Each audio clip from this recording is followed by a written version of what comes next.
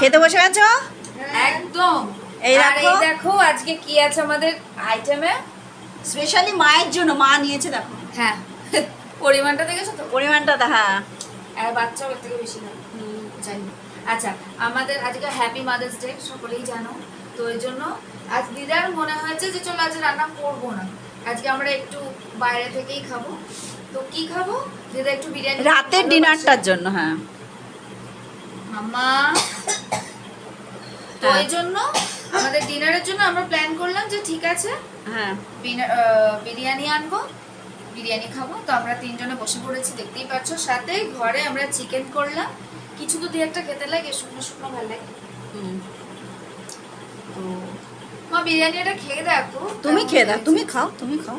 আমার তো বিরিয়ানি। মা কেমন লাগছে?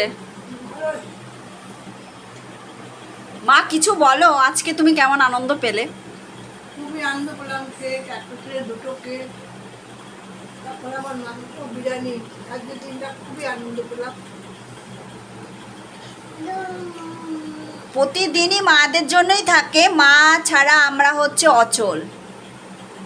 সুখে দুঃখে কষ্টে, মানে একটু কষ্ট হলেও মুখ দিয়ে আগেই বেরোয় মা। মা এমনই জিনিস। সুতরাং আমি সবাইকেই বলি, মাকে তোমরা সবাই ভালোবাসো, ভালোবাসো, হ্যাঁ, আর সবসময় পাশে থেকো। মায়ের। মা ছাড়া কিন্তু আমাদের কিছু নেই, আমাদের জীবন পুরো অন্ধকার মা ছাড়া। মায়ের অন্যদের ছাড়া থাকা গেল, একমাত্র মা ছাড়া কিন্তু জগৎ অন্ধকার। অন্ধকার। মাই আমাদের কষ্ট করে সব কিছু করে বড় করে।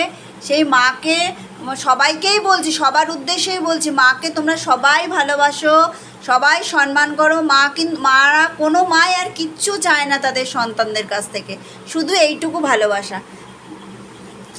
তা ঠিক আছে, আমরা আমাদের ডিনারটা সেরে নিই।